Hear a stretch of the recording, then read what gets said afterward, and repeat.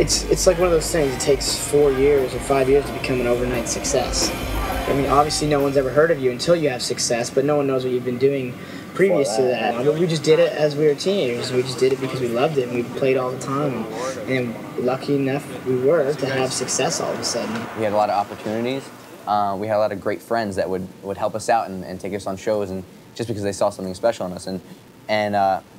Were we like beat up for the first couple of years of touring?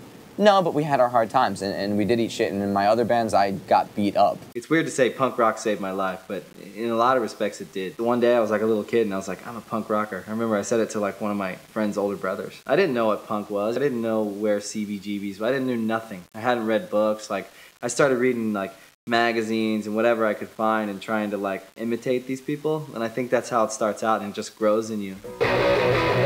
I have so much respect for the Ramones and the Clash and the Sex Pistols, you know, and the hardcore bands, Minor Threat and Black Flag. But when I got into punk, I didn't know who those bands were. Like, that was like a myth to me. The older kids, like, I'd see them in those t-shirts and I was like, oh, I wonder who that is. But when like that second wave came, the Rancid and the NoFX and all those bands, like, that was the old school to me. First punk band I got into was Green Day. I'm only 20 years old, so I was never into anything like real old school until like I learned about where the music came from, and then got into like Minor Threat.